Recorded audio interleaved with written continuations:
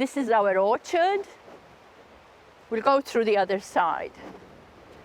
We have to keep fencing. We have to fence everything because we have a lot of kangaroos and wombats. They dig everywhere. Well, I came here when I was 21. I came on this single women's migrant scheme. There was a scheme in the 1960s, early 1960s, for single women to come to Australia. And I applied. I was teaching in Sijiwi. I was an emergency teacher in Sijiwi. And I applied in May to come here with my sister. And in August, we were here. We came by plane. It took us 3 days to come. I'll take you down to see the sheep. We've got chickens and roosters. And I loved travel, you know. Melbourne, we came from August. I was very tanned. I had been swimming in Malta. And the cold was absolutely shattering. It was so cold. I had never felt so cold in my life. Come on. Come on. I'll give them some food. Come on, babies. Where are the girls? Where are you? Where are you, girls? Come on, girls. And Australia was very different. You know, it was very, there was a lot of energy. It was very young. There was music. The traffic, I was nearly killed on the first day I came because I didn't know about zebra crossings. Instead of crossing, I went diagonally from one main road to the other. And there were trams clanging and cars honking away. And I was lucky I wasn't killed on the first day I came. So, my mother went berserk. My mother went berserk. She said, what are the neighbors going to say? You know, you're going away, you're a single woman. Is she pregnant or something? It was a very big culture shock. Having to speak another language all the time, starting to think, to think in English rather than Maltese, translating. I felt very short and dark and fat. And, I went to work in an office because I could type. And there were these gorgeous, tall, long-legged Australian girls, and I was a shorty. And yes, it was a culture shock. I didn't feel off the place. It took me quite a while to feel that I belonged. Well, I am Maltese. Yeah, my heart is Maltese. I am Maltese through and through. I think like a Maltese. I think, I have the same superstitions that I had when I was in Malta and the same things. But it's very hard because you can't change yourself. You become, I'm not Australian. I'm Maltese in my heart, but maybe I have an Australian shell. Life in Malta was not very good in the 60s, let's face it. There was no social security, there were no pensions. It was very hard there. And here, it was bliss. Even though I had a job in Malta, but you weren't earning a lot of money. Plus, I always felt I needed to go away from there. I was too constricted. I felt I couldn't articulate it in those days. I didn't really know why I left. But patriarchy was so strong there. It was later when I started to think about it. I needed freedom, I needed wings to fly. Because here I was very involved in the women's movement. I was working for the education of girls because I was teaching here. I was working on the white paper for the science education of girls. So I was very involved in the beginning of the women's movement. And I was very interested in it, and I learned a lot from those women. Those Australian women were very strong, and they had very loud voices. And they fought for what they wanted to achieve. I learned a lot from them. My PhD is in migration of women, the effects of migration on Maltese women. I looked at the moral issues that were raised by migration, because many of the Maltese women who came in the 60s faced a very different culture. It was the time when there was a lot of talk about abortion, contraception, gay rights, and the women had this, they came from Malta, which was a closed society, and they came to this place where, the television, there were people talking about all this on the radio and television. They were discussing contraception, for example, that was very big in the 60s. And Maltese women were listening to this, reading the Women's Weekly, which always had a lot of issues in it, besides cooking and sewing and things like that. It used to have a very good editorial in those days. So Maltese women who came from the village were suddenly came face to face with all these changes, And I just wanted to know how migration changed them, what the moral issues that they faced, what happened to them when they came to Australia. I don't really know. Well, writing is it's quite a mysterious thing, what happens in your head. They're very crisp. It's like a supermarket here, This is the strawberry. They say there are two kinds of writers. There are the architects and the gardeners. The architect writer will, have you heard of this?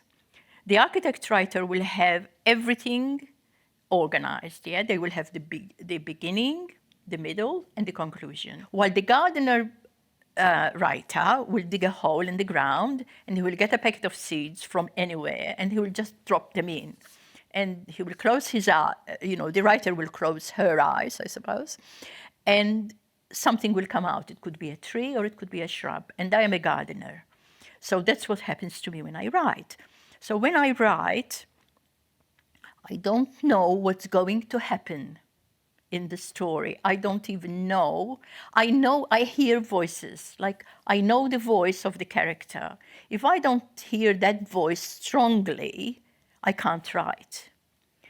The voice, like the character, I really don't know the story. I don't know what's going to happen. So for me, it's an adventure. So the character will take me where they want. Sometimes I don't want the character to do that. I just don't want them to do that. But I can't, because that's what happens. They do it themselves. Well, I was never confident to write, That's why I did a PhD, really, because I really needed, I had stories in my head.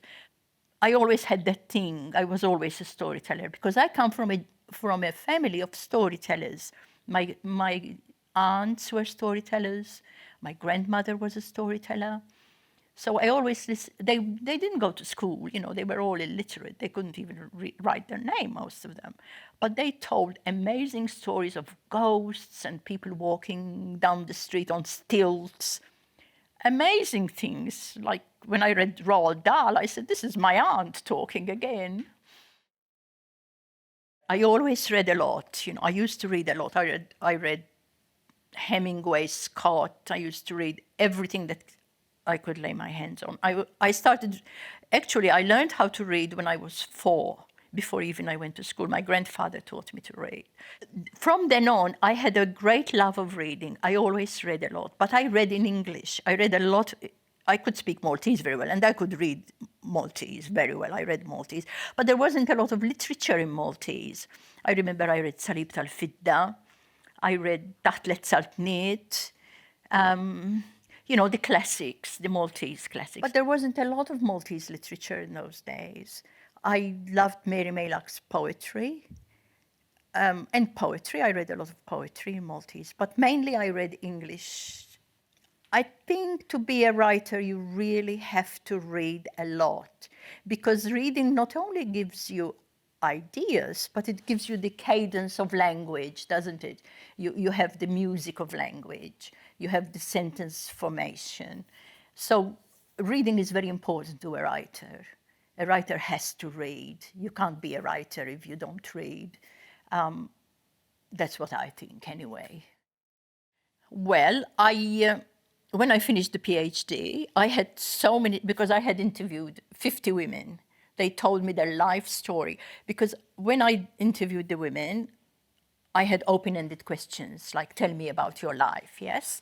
So they would tell me the story of their life, how they lived in Malta, in the village, how they played outside, the war, their husbands, their sex life, you know, women talking to women. Now, when I finished the PhD, I really wanted to write the PhD as a novel. That's how I approached my lecturer. I said, can I write it as a novel? And he said, no way. So I knuckled down and wrote an academic paper. Now, when I finished, I used to drive from here to town every day. So that's 60 kilometers there and 60 kilometers back. So that's 120 kilometers. And I used to have the women's tapes because I was transcribing. Yes, I was transcribing all those tapes. So when I finished, I had all the language that I needed. I had all the stories that I needed. I had all the people that I needed. So I wrote my first book, Birds of Passage, which is the beginning of the book. And that book did very, very well. I had hundreds of letters, people writing to me and saying, oh, thank you very much for writing the book, because now I know why my mother was so bad, my father was so terrible, because I know it's not him, it's the Maltese culture that did that to him. Then I wrote Of Cloves and Bitter Almonds, which took me quite a while, because that has a lot of research. I also wrote In Search of Carmen Caruana, which came straight from the PhD, the stories that I heard in the PhD. So all the stories came from that study, really, and all the women's voices. Maltese is in my heart, but I don't think I have enough language to do it. My language is old, you know, you use many more modern words. If I had to write a book in Maltese, probably it would be in the same language as maybe Is-sitt tal-fidda, you know, not. But also, you know, in a way, I find modern Maltese books a bit annoying. I'm sorry to say that, but because I find they have anglicized the language too much, and they have imported a lot of words. Like, I get a bit annoyed with words which are not purely Maltese, but maybe because I'm old-fashioned, you know, and my Maltese is old. It hasn't developed. Since Malta's independence, there has been a flourishing of literature, hasn't there? And a lot of women are entering the literary field. I think it's wonderful what's happening in Malta at the moment. Oh, that's one. I won that for The Confectioner's Daughter. I think it's a great honor. I was very happy. It was lovely. It's lovely to be honored by your own country when you're living away from your country.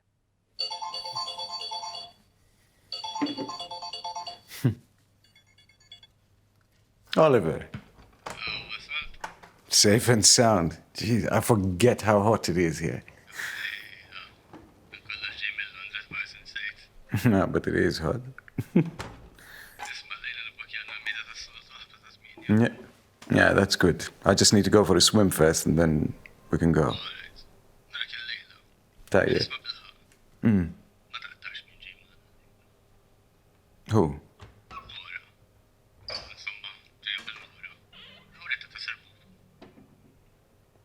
Lauretta?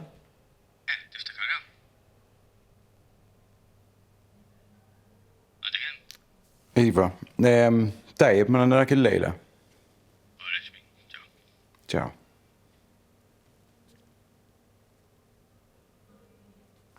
Laura and Tony used to play together when they were children, and she was taken away from Gozo very quickly. For him, it was heartbreaking. experience, which he could not get over.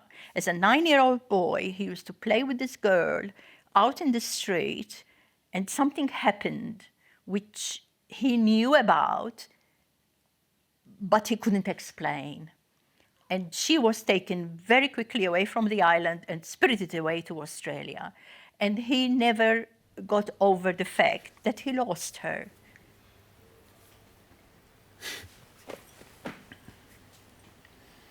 So, it's been a while, eh? Yeah.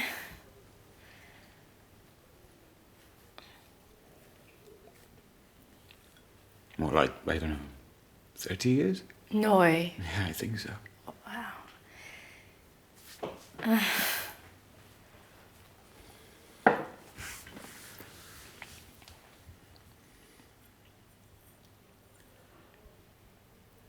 So, what have you been up to, like? Il-laf l-ħar 30 sena. Fejn nibdew? Mela. Insomma, kif taf dat 6 snin tlaqna l-Australia, you know l-mama? Your Maltese still good? I think, yeah, l-mama tinsisti nitkellem bil-Malti. Mali wasalna ftit żmien wara żewġet l-Jeff. Xiktar 30 sena. Sirt my therapist. What's that? In fejqa l-nis. Okay. U ma żewġt, ma dix tbal. You know, I'm really glad Oliver suggested we meet. Għalli konna nilabu ħafna ta' tfal. We used to run all the way around the street, the block where you used to live. Like I'm tiftakar. Yeah. It's like yesterday, no? You don't remember anything? Le, m'għandix ma niftakar xejn minn dak iż-żmien. You don't remember running around? There was something going on in the family. He always had a sense that the family, there was something evil going on inside the family, even as a child, because he witnessed something happening when he was a little boy, something he could not understand. And he tried to tell his mother. And his mother told him, I don't want you to say anything like that. I don't want you to hear it. And she forbade him from going down that lane. She said, you can't go down that lane. You have to go on the main street, and you're not going to play with Laura anymore. So he was forbidden from playing with her. And as the summer went, things built up. There was a build-up of happenings, and a tragedy happened that summer. So you don't remember racing after each other at all? Le, għandi mammoja assolutament ta' xej ta' dak iż-żmien. Għati femni xejn, nistaqsija ta' kont il-mami, ma qatt ma rridet tgħid xejn, u issa bid-demenċja wkoll. Da xejn iktar diffiċli. I remember them clearly. In fact, my ex-wife used to say, like, I used to live in the past all the time. Nothing. Le, xej. I waited for you.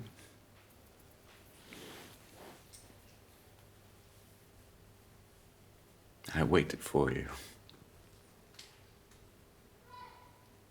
Yeah. You know how I used to wait for you before we used to go to school together and then walk all the way together? But that day, I waited. I knocked on your door and I waited just a bit more. Yeah, but nobody opened. You could have written something. I mean, spent a whole year waiting for you to say something. I mean...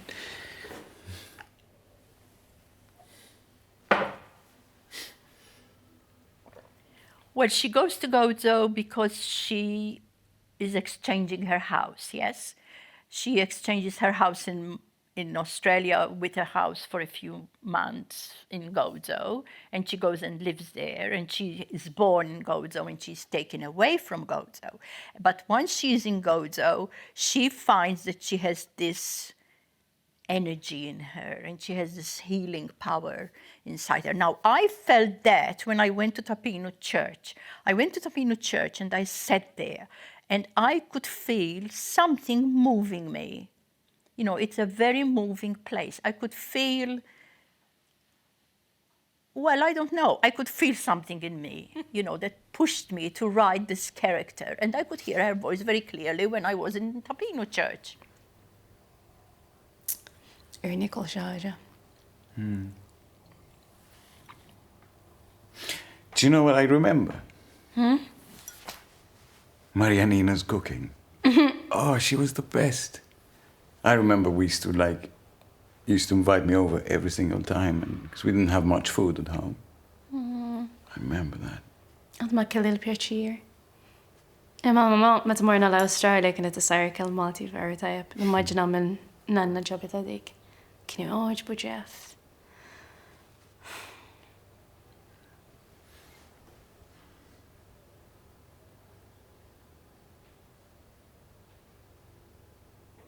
Xiex?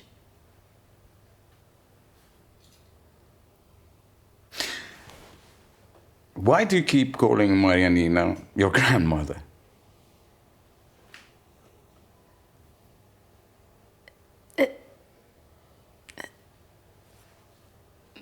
Marianina strat l-Jacinta. Jacinta strat Lili. Ergo Nanti.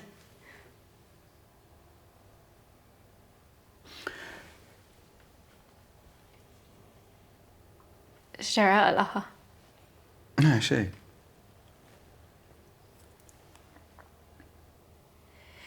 Isma, għansi zik xaħġa. Taf Anina, tal-grocer.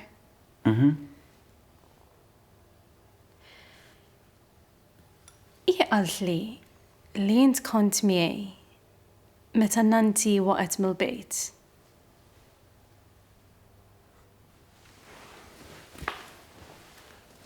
Tiftakar tara?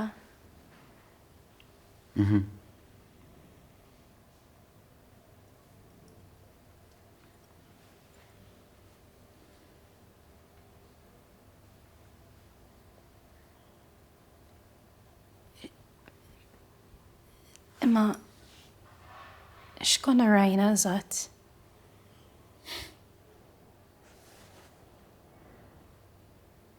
I was a shadow.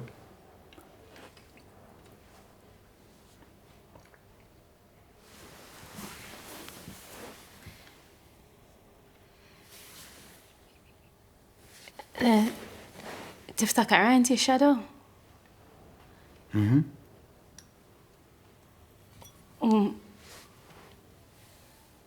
Naf li kont rajta u ħlomt fuqa, ma wien ma fetwatek xejn. Le, xej.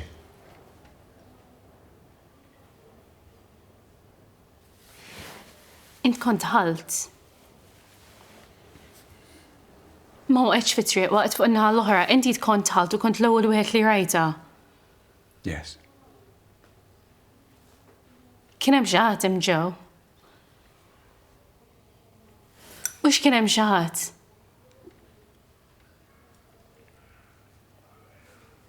No. Imbuttawa?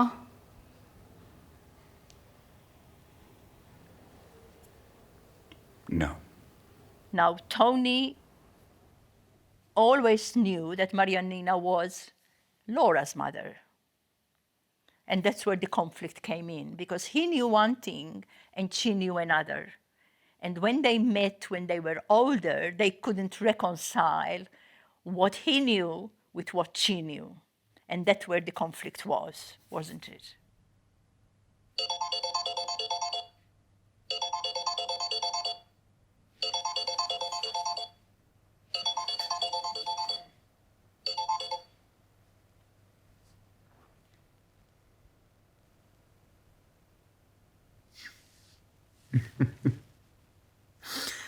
And you're the girl I could never beat.